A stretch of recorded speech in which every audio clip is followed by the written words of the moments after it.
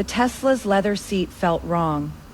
Olivia Harper had sat in this exact spot 1,000 times over 5 years of marriage, and she knew something had changed. The angle was off by maybe 2 degrees. The lumbar support adjusted just slightly forward. Most people wouldn't notice. But Olivia wasn't most people. She'd been raised in a world where details mattered, where the wrong fork at dinner could end a business deal, where a misplaced word could shatter a reputation. Her mother had taught her to notice everything, to remember everything. It was both a gift and a curse. That is all it took. Most women would have shrugged it off. Maybe the valet, maybe an accident. But Olivia was raised in a world where details are currency, where noticing is survival. And here is what is brilliant. She didn't panic, didn't accuse, just adjusted it back to exactly 23 degrees. Lumbar support level 4, that precision. That is not obsession. That is a woman who knows her territory and is cataloging evidence. She is already 3 steps ahead, just waiting for him to confirm what she already knows. "How was the gallery meeting?" James asked, pulling out of their circular driveway. The afternoon sun caught the silver in his dark hair. He was 42 but could pass for 35. Success looked good on him. It always had. "Fine." Olivia's fingers traced the edge of the seat adjustment controls. "Did you have the car serviced recently?" "What?" He glanced at her, those sharp blue eyes momentarily leaving the road. "Number Y. The seat's been moved." James laughed. That easy, confident sound that had first attracted her at a charity auction 7 years ago. "Liv, you are imagining things. Maybe the valet. We haven't used valet service in 2 weeks." The laugh died. A muscle twitched in his jaw. "I don't know what to tell you. Maybe I accidentally hit the controls." But James never accidentally did anything. He was a tech CEO, a man who'd built a company from nothing through precision and control. He didn't make careless mistakes. Olivia said nothing. She'd learned over the years that silence often revealed more than questions. She adjusted the seat back to her preferred position, exactly 23 degrees reclined, lumbar support at level 4, and watched the suburbs blur past her window. 3 days later, she found the hair. It was caught in the seatbelt buckle, long and blonde, and definitely not hers. Olivia's hair was dark, cut in a sleek bob that ended just below her chin. This hair was young hair, the kind that hadn't yet learned about expensive treatments and regular trims. She held it up to the light in their master bathroom, this single strand of evidence, and felt something cold settle in her chest. Not panic. Not yet. Just a quiet, crystalline certainty that her life was about to change. Her phone buzzed. Rachel, her best friend since college. "Lunch tomorrow? I have tea to spill about the Morrison divorce." Olivia typed back, "I'll bring my own tea, trust me." The charity gala was in 4 days. Olivia had spent weeks preparing. The right dress, the right jewelry, the right conversation topics for the right donors. The Harper Foundation's annual fundraiser was her domain, the one place where she still felt like herself, instead of just James Whitmore's wife. She'd chosen a midnight blue Valentino gown, custom fitted with a neckline that was elegant without being provocative. It had cost $8,000. But that wasn't the point. The point was that she looked like power, like old money, like someone who belonged in rooms where decisions were made. James had barely glanced at it when she'd shown him. "Looks great, babe," he'd said, eyes on his laptop. "You always look great." The morning of the gala, Olivia woke to find James already gone. A text on her phone had to go in early, crisis with the Singapore deal. "I'll pick you up at 6. At 5:47 p.m., his Tesla pulled into the driveway. Olivia walked out in her gown, her hair perfect, her makeup flawless. She'd spent 2 hours getting ready. Not because she was vain, but because armor came in many forms. She opened the passenger door and froze. A girl, because that is what she was, really barely out of college, sat in Olivia's seat, blonde hair in loose waves, wearing a cocktail dress that was trying too hard to be sophisticated.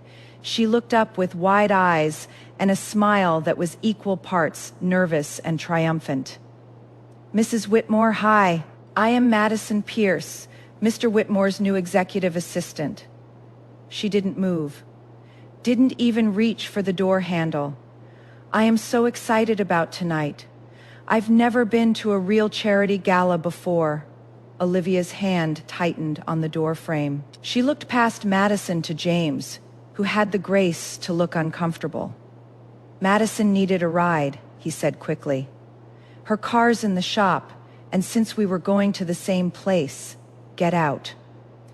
The words came out quiet, but they cut through James's explanation like a knife through silk. Madison blinked. "I am sorry, get out." Olivia's voice didn't rise. It didn't need to. She'd learned from her mother that true power never shouted. "Liv," James started. "This is my seat in my husband's car on the way to my foundation's event."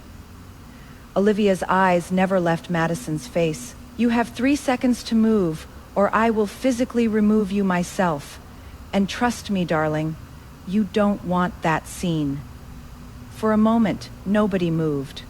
Then Madison's face crumpled into something that might have been tears or might have been calculation. "I am so sorry, Mrs. Whitmore. I didn't mean, I just thought." She scrambled out of the car, nearly tripping over her 2 high heels. "I'll call an Uber. I am so sorry." Olivia slid into her seat and adjusted it with precise, angry movements. The leather was still warm from Madison's body. It made her skin crawl. James pulled out of the driveway in silence. They were 2 blocks away when he finally spoke. "That was unnecessary." "Was it? She is just a kid, Liv, fresh out of college, trying to make a good impression. You humiliated her." Olivia turned to look at her husband, really look at him, at the defensive set of his shoulders, the tight grip on the steering wheel, the way he wouldn't meet her eyes. "How long has she been sitting in my seat, James?" "What I told you, her car." "How long?" He was quiet for 3 blocks then. "She is my assistant. Sometimes I give her rides to meetings. It is not a big deal." "You gave her my seat." "It is just a seat, Olivia." But it wasn't. They both knew it wasn't. Olivia turned back to the window and watched the city lights begin to glow in the dusk. She thought about that blonde hair in the seatbelt, about the adjusted position, about the way Madison had smiled at her, nervous and triumphant, about the way her husband had defended a girl he'd known for 3 months, over his wife of 5 years. "We need to talk," she said quietly. "After the gala, there is nothing to talk about." "Then you have nothing to worry about." But James's hands tightened on the wheel, and Olivia knew, with that same cold certainty she'd felt holding the blonde hair, that everything was about to fall apart. The only question was whether she'd fall with it. The gala was a performance, and Olivia had always been an excellent actress. She smiled at the right people, laughed at the right jokes, gave the right speech about the Harper Foundation's work with underprivileged youth. Her voice didn't shake, her hands didn't tremble. No one watching would have guessed that her marriage was cracking apart like fine china dropped on marble. James stood beside her during the speech, his hand on the small of her back. To everyone else, they looked perfect. The successful CEO and his elegant wife, a power couple straight out of a magazine spread. Only Olivia felt how his touch had changed, how it was performative now for the cameras and the donors, how he pulled away the moment they stepped off the stage. "I need to talk to the Singapore investors," he said, already scanning the crowd. They're here tonight. This could save the deal. Of course, Olivia's smile never wavered. I'll work the room. She watched him disappear into the crowd, his tall frame easy to track. She watched him stop at a cluster of men in expensive suits. She watched him laugh and shake hands and do what he did best, make people believe in him. And then she watched Madison Pierce walk up to him. The girl had made it to the gala after all. She'd changed. The too short cocktail dress replaced with something longer, more appropriate. Still not quite right. Still trying too hard, but better. What made Olivia's breath catch wasn't the dress. It was that the dress was familiar, midnight blue, elegant neckline, custom fitted. Madison was wearing Olivia's Valentino gown, $8,000, custom fitted, at her own foundation's gala. Let's be clear, this wasn't borrowing. This was a declaration of war wrapped in midnight blue silk. Madison knew exactly what she was doing, wearing another woman's armor to that woman's battlefield, and the fit being wrong. That is the universe's way of saying, you can steal someone's dress, but you can't steal their presence. What is delicious here? Olivia didn't make a scene. She made a strategy, because revenge isn't about volume. It is about precision. The one she'd left in the car last week after a fitting, the one she'd meant to bring inside but had forgotten because James had called with some crisis that needed immediate attention, the one that had cost $8,000 and had been tailored specifically to Olivia's measurements. On Madison's younger, smaller frame, it didn't fit quite right. The hem pooled slightly on the floor.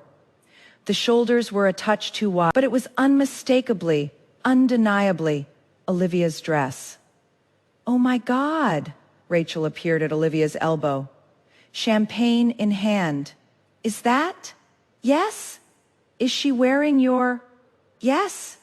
Rachel's eyes went wide. That little bitch! Olivia said nothing. She couldn't. If she opened her mouth, she wasn't sure what would come out. A scream, maybe, or a laugh, or something that would shatter her careful composure into 1,000 pieces. She watched James lean down to hear something Madison said, watched him smile, that easy. Warm smile he used to give Olivia. Watched Madison's hand touch his arm just briefly, just enough. Liv, Rachel's voice was urgent. What are you going to do? What was she going to do, the old Olivia?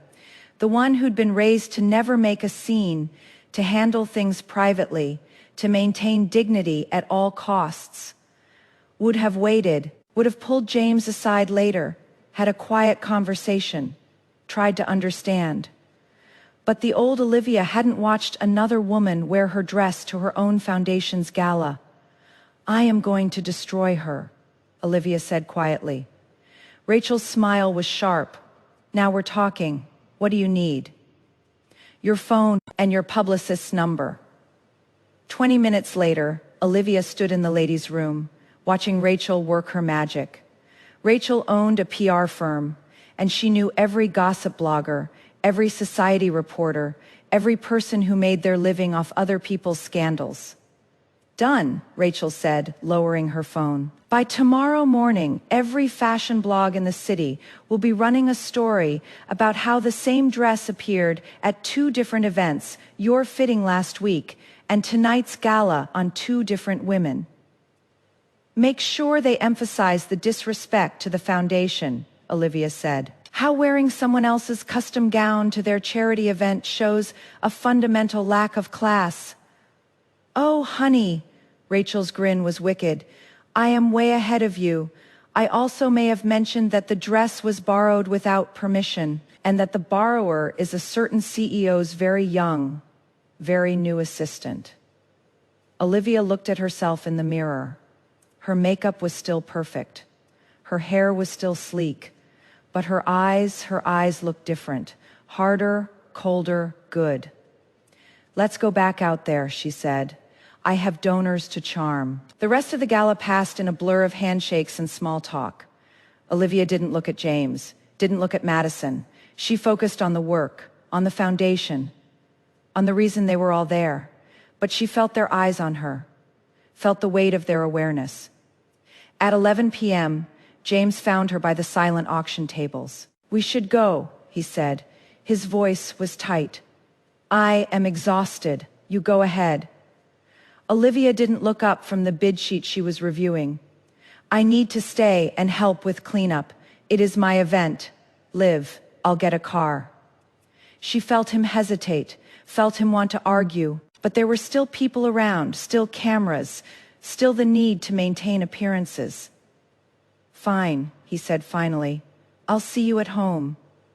She watched him leave, watched Madison follow him out 5 minutes later, her borrowed dress trailing on the floor. Rachel appeared with 2 glasses of champagne, to revenge. "To justice," Olivia corrected, taking a glass. "There is a difference." By morning, the internet had exploded. Olivia woke to 17 missed calls from James and 43 text messages. She ignored them all and opened her laptop instead. The fashion blogs had done their work beautifully. Photos of Olivia at her fitting, radiant in the Valentino gown.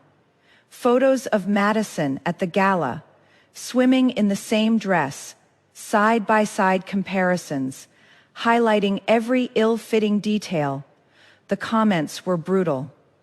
"Who wears someone else's custom gown to their charity event? The audacity. That is not borrowing. That is stealing. Why is a CEO's assistant wearing an $8 K dress anyway? Sugar baby vibes. The disrespect to Mrs. Whitmore is insane. This girl has no class." Simone had dug up Madison's Instagram, her carefully curated posts of designer coffee and luxury gym selfies, her captions about blessed life and grateful for opportunities. Her photos in James's office, in James's car, at James's favorite restaurant. The internet detectives were relentless. Within hours, they'd connected every dot, drawn every conclusion. The narrative wrote itself. Young assistant trying to sleep her way to the top, stealing from the boss's wife, destroying a marriage. Whether it was true didn't matter.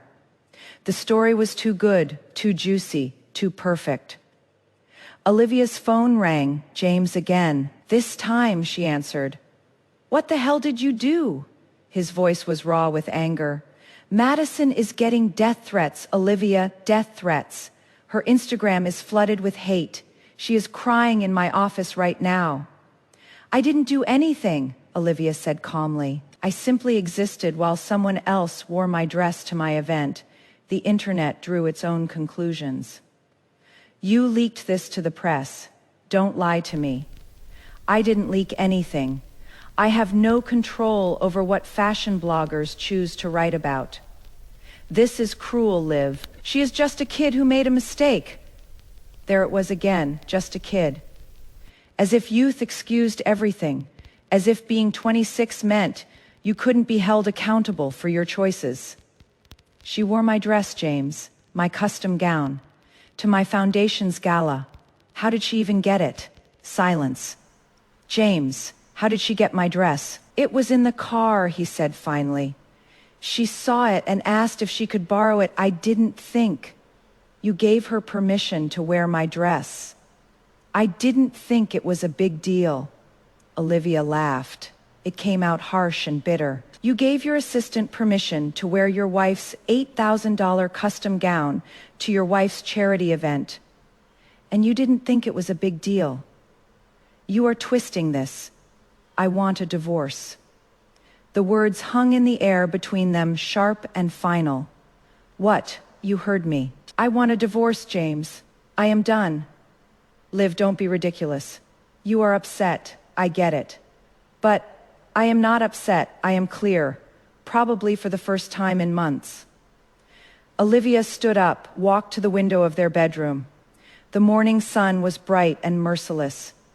"You've been choosing her over me for weeks now. The seat in the car." The defense of her behavior, the dress. You've made your choice very clear. I haven't chosen anyone. There is nothing going on with Madison. Then why does she have your attention in ways I don't? Why do you defend her when she disrespects me? Why do you care more about her tears than my humiliation? I'll have my lawyer contact yours, Olivia said. Don't come home tonight. Stay at your office. Stay at a hotel. I don't care, but don't come home. She hung up before he could respond. Her hands were shaking now, the adrenaline finally catching up. She'd done it. She'd actually said the words. After 5 years of marriage, after building a life together, after everything, she'd ended it with a phone call. Rachel's text came through. I am outside with coffee and croissants. Let me in before you do something stupid like take him back. Olivia smiled despite herself. She went downstairs and opened the door. Rachel took one look at her face and pulled her into a hug. I told him I want a divorce, Olivia whispered into her friend's shoulder. Good, Rachel said fiercely. It is about damn time. James came home anyway. Olivia heard the Tesla pull into the driveway at 7 p.m., 3 days after she told him not to come back. She was in the living room with her lawyer, reviewing preliminary divorce papers, when the front door opened. He looked terrible. His shirt was wrinkled, his hair uncombed, dark circles under his eyes. He looked like a man who hadn't slept in days. Good. Liv, we need to talk. His eyes landed on the lawyer, Patricia Chen, the best divorce attorney in the state, and his face went pale. You are serious about this. I told you I was. Olivia didn't stand up, didn't move from her position on the couch. Papers spread across the coffee table, like evidence at a crime scene. Patricia, this is my husband, James. This is Patricia Chen. She'll be representing me. Jesus Christ. James ran a hand through his hair. Can we have a minute, please? Patricia looked at Olivia, who nodded. The lawyer gathered her things with efficient movements. I'll be in my car. Call if you need me. The door closed behind her with a soft click. James stood in the middle of their living room, the room they'd decorated together, the room where they'd hosted dinner parties and celebrated anniversaries, and looked lost. I brought Madison, he said. Olivia's head snapped up. Excuse me, she is outside in the car. She wants to apologize. For a moment, Olivia couldn't speak, couldn't process what she was hearing. He'd brought the other woman to their home, to the house Olivia had made into a sanctuary, the one place that was supposed to be safe. You brought your assistant to our house. She feels terrible about everything. The dress, the media attention, all of it. She wants to make things right. Get out. Liv, get out of my house, James. Now before I call the police and have you both removed. You are being unreasonable. Olivia stood up. She was 5'6" in bare feet, a full 7 inches shorter than her husband. But in that moment, she felt 10 feet tall. I am being unreasonable. You gave another woman my dress. You defended her when she disrespected me. You've been driving her around in my seat for months. And now you bring her to my home and tell me she wants to apologize. Her voice was rising now, the careful control finally cracking. What is next, James? Should I make her tea? Should we all sit down and have a nice chat about how she has been trying to replace me? She is not trying to replace you. God, why are you so threatened by her? There it was, the question that revealed everything. I am not threatened by her, Olivia said quietly. I am disappointed in you. There is a difference. James's face crumpled. I never cheated on you. I swear to God. Liv, nothing physical has happened with Madison. Do you have feelings for her? Silence, James. Do you have feelings for your assistant? He looked away. She is easy to talk to. She listens. She doesn't judge me or make me feel like I am failing, and I do. You've changed, Liv. You are not the woman I married. You are cold now, critical. You used to be warm and understanding, and now you are just what? Just tired of being taken for granted. Just done with being the understanding wife while you develop feelings for someone else. Olivia's laugh was bitter. You are right, James, I have changed. I've stopped accepting scraps of your attention and calling it love. A knock on the door interrupted them. James moved to answer it. But Olivia got there first. Madison Pierce stood on the doorstep, looking young and scared and calculated all at once.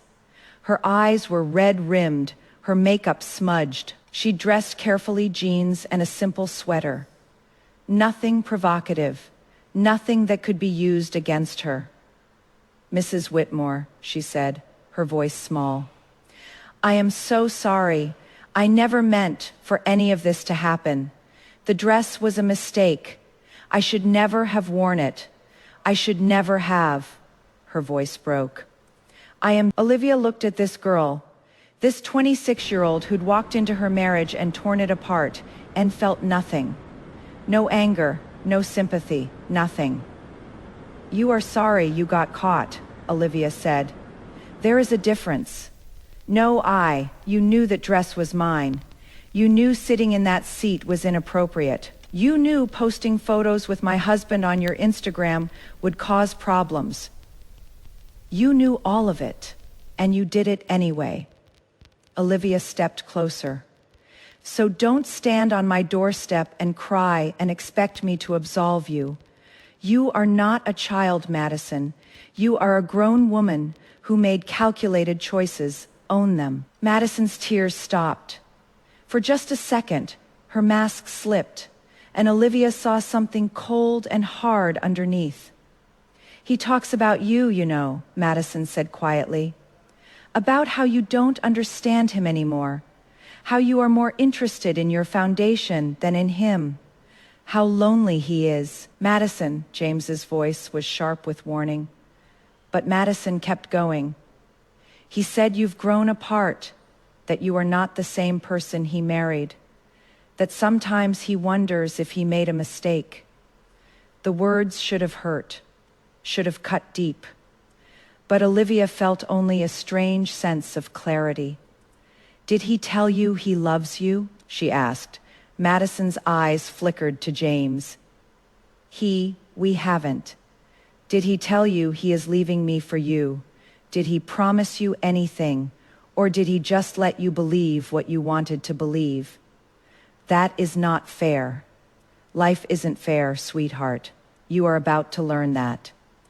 Olivia turned to James. I want you both out of my house now. And James, don't come back. My lawyer will be in touch about the separation agreement. Liv, please, 5 years, Olivia said. I gave you 5 years of my life. I put my career on hold for your company. I smiled at your investors and hosted your parties and made you look good. And the first time I ask you to choose me over someone else, you can't do it. I am choosing you now. Number, you are choosing to not lose half your assets in a divorce. There is a difference. She walked to the door and held it open. Get out. James looked at her for a long moment. She saw the calculation in his eyes, weighing his options, considering his next move. Always strategic, even now. The mask slipped. For one beautiful second, Madison stopped playing victim and showed her hand. He said you've grown apart. Translation. I've been auditioning for your role while you weren't looking. But here is what Madison didn't understand. Olivia wasn't competing for James. She was done with the whole production. The girl came to apologize and ended up confessing. That is not strategy. That is amateur hour. And Olivia's response. You are not a child. Own your choices. No screaming, no tears. Just a woman handing another woman the bill for her decisions. Fine, he said finally. But this isn't over, Olivia. We're not over. Yes, she said quietly. We are. She watched them walk to the car, watched Madison climb into the passenger seat. Her seat, watched James pull out of the driveway without looking back. Then she closed the door, locked it, and slid down to the floor. The tears came then, not delicate. Pretty tears, but ugly, gasping sobs that shook her whole body. 5 years. 5 years of marriage, of building a life, of believing in forever gone. Her phone buzzed. Rachel. I am coming over, don't argue. Olivia didn't argue. She sat on the floor of her foyer and cried until she had nothing left. Rachel arrived 20 minutes later with wine, ice cream, and a determination to commit violence. Say the word, and I'll slash his tires, she said, settling onto the floor beside Olivia. I know a guy who knows a guy. Olivia laughed through her tears. That is illegal. So is emotional abuse, but here we are. They sat in silence for a while, passing the wine bottle back and forth. He brought her here, Olivia said finally, to our home. He actually brought her here. He is an idiot. He said I've changed, that I am cold now. You are not cold. You are just done being a doormat. Rachel took a long drink. You know what your problem is. You are too classy. You should have thrown that wine in his face. Mother would have died. Your mother's been dead for 3 years. She can't judge you anymore.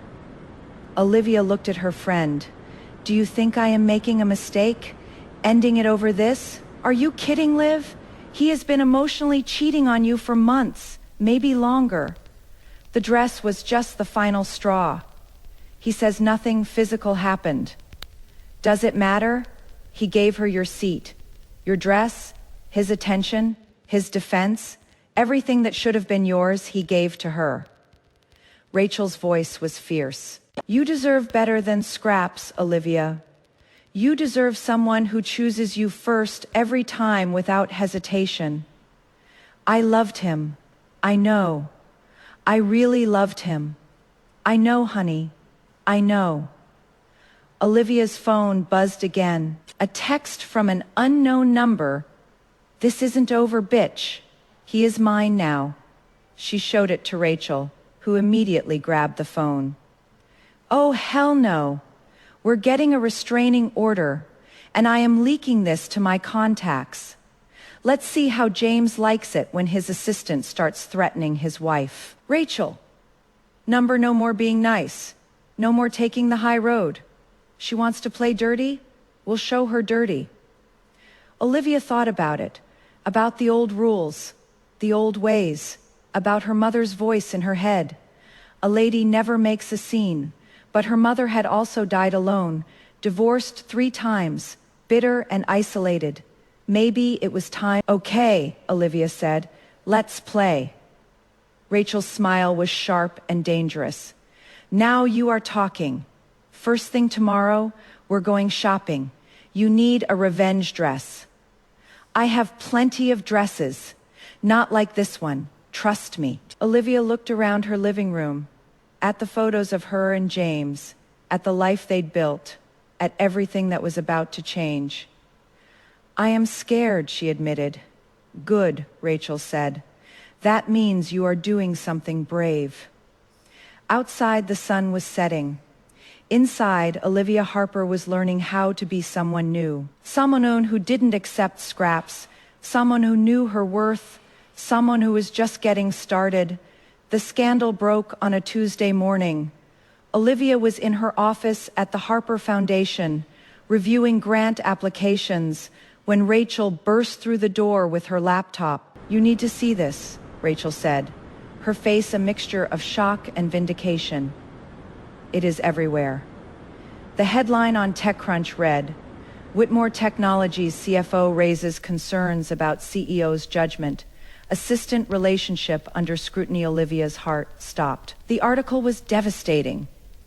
James's own CFO, David Park, a man who'd been with the company since the beginning, had given an anonymous interview expressing concerns about James's recent behavior. The Singapore deal had fallen through. Two major investors had pulled out, and there were questions about company expenses related to Madison Pierce. The CEO has been distracted, the article quoted. His judgment has been compromised. There are concerns about inappropriate use of company resources and potential conflicts of interest regarding a personal relationship with a subordinate employee. The article included photos James and Madison at business dinners. Madison wearing designer clothes that an assistant's salary couldn't afford, credit card receipts showing expensive gifts purchased on the company card. Summonon had leaked everything. Holy shit, Olivia whispered. It gets better, Rachel said, scrolling down. Look at the comments. The tech community was ruthless. Investors were demanding answers. Board members were calling for emergency meetings. The company's stock had dropped 15% in the first hour of trading. James Whitmore's carefully constructed empire was crumbling. Olivia's phone rang James. She let it go to voicemail. It rang again and again and again. You should answer, Rachel said. This is too good to miss. On the fifth call, Olivia picked up. Did you do this? James's voice was raw with fury. Did you leak this to the press? I have no idea what you are talking about. Don't lie to me, Olivia. Someone gave them our financial records. Someone told them about Madison. This has you written all over it. I've been busy with my own life, James. I don't have time to destroy yours. My board is calling for my resignation. Do you understand what that means? Everything I've built, everything we built together, is falling apart. We didn't build it together, Olivia said quietly. I stood beside you while you built it. There is a difference. I could lose everything. Now you know how I felt. She hung up. Rachel was grinning. That was ice cold. I am so proud of you. I really didn't leak it, Olivia said. I wouldn't even know how. I know. But someone did. Someone with access to company financials and a grudge against James. Rachel's eyes lit up. Oh my God, do you think it was David? David Park? The CFO who'd been passed over for equity when James gave Madison a generous performance bonus. The man who'd built the financial infrastructure of Whitmore Technologies and watched his CEO jeopardize it all for a pretty face. He has the most to lose if the company goes under, Olivia said slowly. And the most to gain if James gets ousted. The board loves David. He could be the new CEO. Olivia's phone buzzed, a text from an unknown number. You are welcome. DP, oh my God, Rachel breathed, reading over her shoulder. David Park just took down his own CEO to protect the company. And to protect me, Olivia realized. David had always been kind to her, had always treated her with respect, even when James started taking her for granted. He has been watching this whole thing unfold. Another text from David. He was using company money to buy her gifts fraud. Thought you should know for the divorce proceedings. Rachel let out a low whistle. Your divorce lawyer is going to have a field day with this. Olivia forwarded the message to Patricia Chen, then sat back in her chair. She should feel triumphant, vindicated. James was finally facing consequences for his actions, but all she felt was tired. I didn't want this, she said quietly. I just wanted him to choose me. I know, honey. Rachel's voice was gentle. But he didn't, and now he is paying the price. The fallout was swift and brutal. By Wednesday, James had been placed on administrative leave pending an investigation. The board appointed David Park as interim CEO. Madison Pierce was fired for accepting inappropriate gifts from a superior, a clear violation of company policy. By Thursday, Madison's Instagram was deleted. Her LinkedIn disappeared. She'd vanished from public view entirely. By Friday, James was calling Olivia 20 times a day. She didn't answer. On Saturday, he showed up at her house. Olivia opened the door to find him on her doorstep, looking like he hadn't slept in days. His suit was wrinkled, his hair uncombed, his eyes red-rimmed and desperate. "Please," he said. "Please, Liv, I need to talk to you." She should have closed the door, should have called her lawyer, called the police, called anyone but him into her life. But he looked so broken. "5 minutes," she said. He followed her into the living room, the same room where he'd brought Madison to apologize, where their marriage had officially ended. He sat on the edge of the couch like a guest, not like a man who'd lived here for 5 years. "I lost everything," he said. "The company, the board seat, my reputation, everything. I am sorry, are you?" His laugh was bitter. "This is what you wanted, isn't it? To see me destroyed?" "No, James, I wanted you to love me more than you loved your ego. That is all I ever wanted. I did love you, I do love you. You loved what I did for you. You loved how I made you look, but you didn't love me enough to choose me when it mattered." James put his head in his hands. "Madison's gone. She won't return my calls. The second everything fell apart, she disappeared. What did you expect? You were her meal ticket. Once the money dried up, so did her interest. I thought she cared about me. She cared about what you could give her, just like you cared about what she could give you. Youth, admiration, the feeling of being desired." Olivia sat down across from him. "We were both using each other, James. The difference is, I was honest about it. I never used you. You used me as a prop, the perfect wife for the perfect CEO. Someone to smile at your investors and host your parties and make you look stable and successful." She leaned forward, "But the second I stopped being useful, the second I started having my own opinions and my own life, you found someone who would give you what I wouldn't anymore. That is not true, isn't it? When was the last time you asked about my work, about the foundation, about anything that mattered to me?" James was quiet. "You can't remember," Olivia said softly, "because you stopped seeing me as a person and started seeing me as a role, the wife, the accessory, the thing that made you look good." "I am sorry," his voice broke. "God, Liv, I am so sorry. I ruined everything. I ruined us." "Yes," she said. "You did. Can we? Is there any way we could try again, start over?" Olivia looked at this man she'd loved for 7 years, married for 5. This man who'd promised her forever and delivered conditional affection. This man who was only here now because he'd lost everything else. "No," she said gently. "We can't, please. I'll do anything. I'll go to therapy. I'll prove to you that I've changed. Just give me another chance." "James, you don't want me. You want your old life back. You want the stability and the respectability and the image of success. But that is gone now, and I am not going to be the person who rebuilds it for you.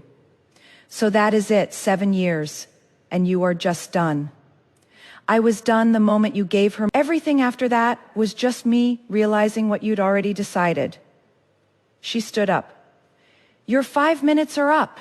James stood too, but he didn't move toward the door. "I saw you at the gala. With that guy, Marcus Chen, yes?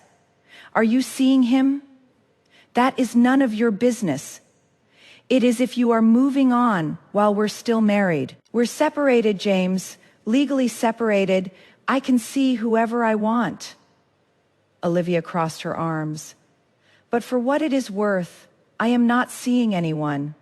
I am focusing on myself, on my work, on building a life that doesn't revolve around someone else's needs. That sounds lonely. It is not. It is peaceful. She walked to the door and opened it. Goodbye, James. He stood there for a long moment looking at her like he was seeing her for the first time, or maybe for the last time. I really did love you, he said quietly. I know, you just didn't love me enough. She watched him walk to his car. Note the Tesla, she noticed, but a rental. Even his car had been a company lease. Now repossessed. He'd lost everything that defined him. Maybe now he'd figure out who he actually was. Olivia closed the door and leaned against it, waiting for the tears to come. They didn't. She felt nothing. No sadness, no anger, no regret. Just a quiet sense of closure, like finishing a book and setting it back on the shelf. Her phone buzzed. Marcus, dinner tomorrow? No pressure. Just thought you might want to get out of the house. She smiled and typed back, I'd like that. Then she called Rachel. He came by, Olivia said when her friend answered. And I said no. Good, you want me to come over. Number, I am okay. Actually, I am better than okay. Yeah. Olivia walked to the window looking out at the garden she'd planted last spring. The roses were blooming red and vibrant and alive. I think I am going to be fine. Of course you are. You are Olivia fucking Harper. Whitmore, Olivia corrected automatically, then stopped. Actually, no. I am going back to Harper. Olivia Harper. That is who I am. Hell yes. Welcome back, Liv. After they hung up, Olivia poured herself a glass of wine and sat in her garden. The evening air was warm, the sky turning pink and gold with sunset. She thought about the woman she'd been a year ago, the one who'd accepted scraps and called it love. The one who'd made herself smaller to make her husband feel bigger. That woman was gone. In her place was someone stronger, someone who knew her worth, someone who wouldn't settle for less than she deserved. Her phone buzzed one more time. A text from Patricia Chen. Fraud charges confirmed. Company credit card misuse. This changes everything for the settlement. Call me Monday. Olivia smiled. James had lost his company, his reputation, and his wife and Olivia Harper had found herself. In the end, that was the only revenge that mattered. 3 months later, Olivia signed the divorce papers in Patricia Chen's office. The settlement was more than fair. It was devastating. With the fraud charges confirmed, James had lost most of his negotiating power. Olivia walked away with the house, half of James's remaining assets, and a substantial monthly payment for the next 5 years. More importantly, she walked away with her freedom. Congratulations, Patricia said, sliding the final documents across her desk. You are officially single. Olivia stared at her signature on the page, Olivia Harper. She'd already legally changed her name back, erasing the last trace of Whitmore from her identity. How do you feel? Patricia asked. Light, Olivia said, surprised by the truth of it. I feel light. She left the office and found Marcus waiting in the lobby. They'd been seeing each other for the past 2 months, slowly, carefully, with none of the intensity that had marked her relationship with James. Marcus was patient, understanding, content to let her set the pace. It is done, he asked. It is done. He pulled her into a hug, and she let herself lean into him, not because she needed him, but because she wanted to. There was a difference. "Iter to celebrate?" he suggested. "Actually, I have somewhere I need to be." The Harper Foundation's new youth center was opening today. It was Olivia's project from start to finish. A space for underprivileged kids to access tutoring, mentorship, and college prep resources. She'd spent the last 3 months pouring her energy into it, and today it was finally ready. The ribbon-cutting ceremony was at 4. By 3:30, the park. Rachel found her backstage adjusting her dress for the 10th time. "You are nervous," Rachel observed. "This is the first thing that is entirely mine, not James's company, not our marriage, not someone else's vision, mine. And it is going to be amazing." Rachel squeezed her hand. "You ready?" Olivia took a deep breath and walked onto the stage. The crowd was bigger than she'd expected. Local politicians, donors, families from the community. And surprisingly, David Park, the new CEO of Whitmore Technologies. He caught her eye and nodded. She nodded back. They'd never discussed what he'd done, the information he'd leaked. They didn't need to. Some debts were paid in silence. Olivia stepped up to the microphone. "Thank you all for being here today," she began. "A year ago, I was lost. I'd spent so long being someone's wife, someone's accessory, that I'd forgotten who I was on my own." She saw Marcus in the crowd, smiling encouragingly, saw Rachel with tears already streaming down her face, saw the kids who would benefit from this center, their faces bright with hope. This center represents a new beginning, not just for the young people who will walk through these doors, but for me, it is a reminder that we're never too old, never too broken, never too lost to start over. Her voice grew stronger. We live in a world that tells us our value comes from our relationships, our marriages, our ability to make other people's lives easier. But that is not true. Our value from our work, our passions, our refusal to accept less than we deserve. She thought about James wherever he was now. Last she'd heard, he'd moved to Austin, taking a mid-level position at a startup. Madison had moved back to Ohio, her Instagram dreams abandoned. They'd both learned the hard way that shortcuts and stolen seats don't lead anywhere worth going. So today, we're not just opening a center. We're opening doors. We're creating possibilities. We're telling every young person who walks through here that they matter, that they're worthy, that they can build something beautiful from nothing. The applause was after the ceremony. Olivia gave tours, shook hands, and accepted congratulations. A young girl, maybe 16, approached her shyly. "Mrs. Harper, I just wanted to say thank you. My mom read about you in the paper, about your divorce and everything. She is going through the same thing, and seeing you do this, it gave her hope." Olivia's throat tightened. "What is your name?" "Sophia." "Sophia, you tell your mom that it gets better. It gets so much better, and you tell her that she is not alone." The girl's eyes filled with tears. "I will, thank you." As the sun set, the crowd thinned. Marcus appeared at her elbow with 2 glasses of champagne. "To new beginnings," he said, raising his glass. "To new beginnings," Olivia echoed.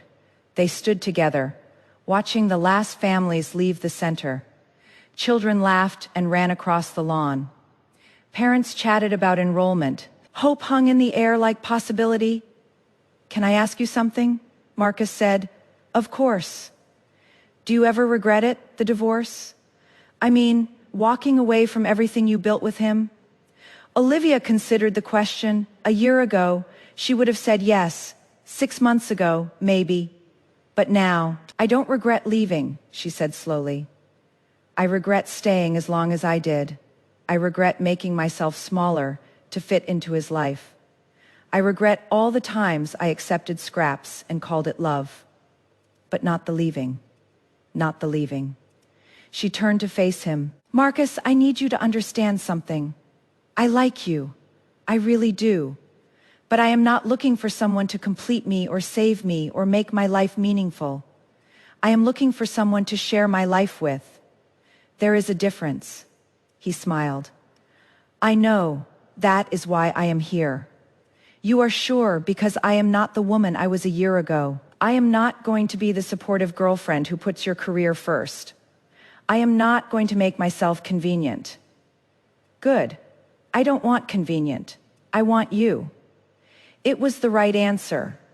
They stayed until the stars came out, talking about the future, about the foundation's expansion plans, about Marcus's new investment fund focused on women-led startups, about the life they might build together as equals, as partners, as two whole people choosing each other. Olivia's phone buzzed. A text from an unknown number saw the news about the center. Congratulations, you deserve this. She stared at the message for a long moment, then deleted it without responding. The center, the work, the woman she'd become, was her future. Everything okay? Marcus asked. Everything's perfect. And it was. 1 year later, Olivia stood in front of the mirror, adjusting her dress. It was blue this time, a deep sapphire that brought out her eyes. She'd learned to love color again, to take up space, to dress for herself instead of for someone else's approval. You look beautiful, Rachel said from the doorway. Thank you for being here. Are you kidding? I wouldn't miss this for the world. Today was the Harper Foundation's annual gala, the biggest fundraiser of the year. Last year, Olivia had attended as James's wife, playing a supporting role in someone else's story. This year, she was the story. The foundation had grown exponentially. 3 new youth centers had opened across the state. They'd secured partnerships with major universities. The program had helped over 500 kids get into college, many of them first generation, and Olivia had done it all herself. Well, not entirely herself. Marcus had been there, supporting her work, celebrating her victories, holding her hand through the challenges. But he'd never tried to take credit, never tried to make it about him. He was waiting for her at the bottom of the stairs, looking handsome in his tuxedo. He asked, offering his arm. Ready. The gala was everything she'd hoped for.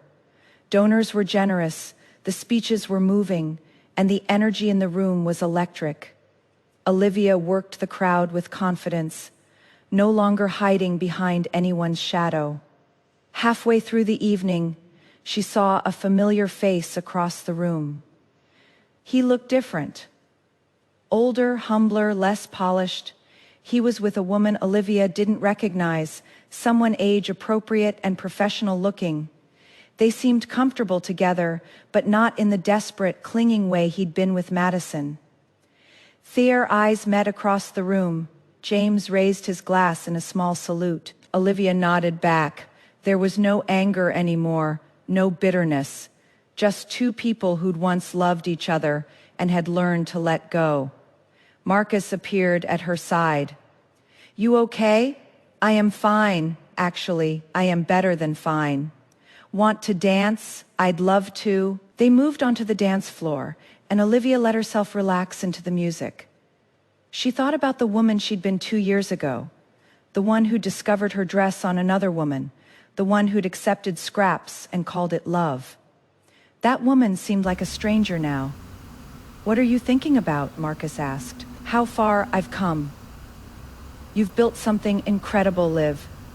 We've built something incredible, she corrected. The foundation. Yes, but also this, a relationship built on respect and equality and choice. A best investment I ever made, he said with a smile. I am not an investment. Number, you are a partner. It was the right answer. It was always the right answer with Marcus as. The night wound down. Olivia stood on the balcony, looking out at the city lights. Rachel joined her, 2 glasses of champagne in hand. Hell of a year, Rachel said. Hell of a year, Olivia agreed. Any regrets? Olivia thought about it, about the marriage that ended, the life that fell apart, the woman she'd had to become. Not a single one. Good, because I am proud of you, Liv. You took the worst thing that ever happened to you and turned it into something beautiful. It wasn't the worst thing, Olivia said slowly. It felt like it at the time, but looking back, it was the best thing. It forced me to find myself again. To find yourself for the first time, Rachel corrected. You were never really yourself with James. You were always performing. It was true. With James, she'd been the perfect wife, the ideal accessory, the woman who made his life easier. With Marcus, she was just herself, complicated, ambitious, imperfect, real. And that was enough, more than enough. Marcus found them on the balcony. The photographer wants a picture of the foundation's founder. Just me, Olivia asked. Just you, this is your night, Liv. Your achievement, your story. She followed him back inside, where the photographer was waiting. As she posed for the camera, she thought about all the photos from her marriage, always standing slightly behind James, always in his shadow, always supporting his story. This photo would be different. This photo would be hers alone. The flash went off, capturing Olivia Harper in all her glory. Successful, independent, whole ladder that night. After the gala ended and the guests went home, Olivia and Marcus sat in her garden. The roses were blooming again, red and vibrant and alive. I have something to tell you, Marcus said. Olivia's heart skipped. Okay. I got offered a position in New York, head of a major venture capital firm. It is a huge opportunity. That is amazing, Marcus. Congratulations. I turned it down. She stared at him. Why? Because my life is here. The foundation I am building is here. You are here. He took her hand. But I need you to know that I didn't turn it down for you. I turned it down for me, for my own reasons. I am not asking you to feel guilty or obligated or grateful. I don't, Olivia said. I feel respected, like you see me as a person, not as a reason to make or not make decisions. That is because you are a person. A brilliant, complicated, incredible person who doesn't need me to complete her life, but who is happy you are in it anyway. Yeah, kissed her then, soft and sweet and full of promise. Not the desperate, clinging kiss of someone who needed her. The confident, joyful kiss of someone who chose her. And she chose him back. Not because she needed him. Not because she was afraid of being alone, but because she wanted to share her life with someone who saw her, respected her, celebrated her, because she'd learned the difference between settling and choosing, between accepting scraps and demanding the whole meal, between being someone's accessory and being her own person. As they sat in the garden under the stars, Olivia thought about the dress, the blue Valentino that had started everything. It was still in her closet, a reminder of where she'd been and how far she'd come. She'd never wear it again. She didn't need to. She had a whole closet full of dresses now, red ones and blue ones and every color in between. Dresses she'd chosen for herself that fit her perfectly, that made her feel powerful and beautiful and whole. And she had something even better than a perfect, and that Olivia Harper had learned was worth more than any seat in any car, any ring on any finger, any title or role or performance. She was enough. She had always been enough. She just needed to lose everything to remember it. What are you smiling about? Marcus asked. Everything, Olivia said. Absolutely everything. And she meant it. Here's the thing about stolen seats. They're never really about the seat. Olivia spent 5 years performing Perfect Wife, while James slowly replaced her with a younger understudy. But the real story isn't about James choosing Madison. It is about Olivia choosing herself. Finally, brutally, completely. The dress was just the costume that revealed the play. The seat was just the prop that showed who'd been sitting in her life. And Madison, she was just the mirror that reflected what Olivia had been accepting. Scraps dressed up as love. Some women would have fought for the marriage. Olivia fought for herself instead, and that is not cold. That is clarity. Your turn. Have you ever noticed the 2-degree shift? That tiny detail that told you everything had changed. What was your Valentino dress moment? The thing that made you realize someone was trying on your life. Drop your stories below. Let's talk about the difference between noticing and ignoring, between fighting for someone and fighting for yourself.